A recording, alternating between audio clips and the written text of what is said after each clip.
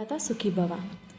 ఇప్పుడైతే మసాలాలతో సాసులతో ఆయిల్ ఎక్కువ వేస్తే కానీ టేస్ట్ రాని వంటకాలు చాలా చేసుకుంటున్నాం. బట్ మన అమ్మమ్మ కాలంలో కూడా టేస్టీ అయిన వంటకాలు చేసుకునేవారు. అందులో ఒక రెసిపీయే తోటకూర పులుసు. దీనికి అన్నం కూడా అవసరం లేదు, అలానే తినేయచ్చు అండ్ చాలా హెల్దీ కూడా. ఈ రెసిపీ కోసం తోటకూర 2 కట్టలు తీసుకొని సాల్ట్ వేసుకొని క్లీన్ చేయండి.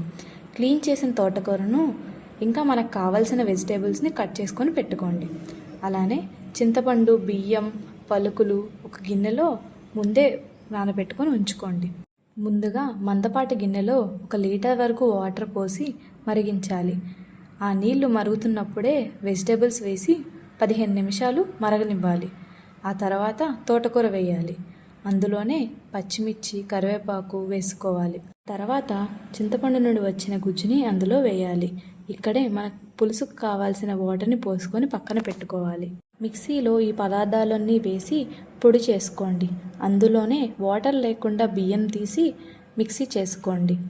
ఆ తర్వాత వచ్చిన మసాలాని పులుసులో వేసి కలుపుతూ ఉండాలి, లేదంటే ఉండలు కట్టేస్తుంది. బాగా ఉడికాక స్టవ్ ఆఫ్ చేసి తాలింపు వేసుకోవాలి. ముందుగా కడాయి పెట్టి ఆయిల్ వేసి తాలింపు దినుసులు వేసుకొని ఆ తర్వాత ఉల్లిపాయ ముక్కలు వేగాక ఇంగువ, పసుపు, తెల్ల ఉల్లి కచ్చా పచ్చాగా దంచి వేయాలి. మిరియాలు కొంచెం వేసి బాగా వేగాక పులుసులో వేసి కలియబెట్టండి. వేడివేడి తోటకూర పులుసు రెడీ.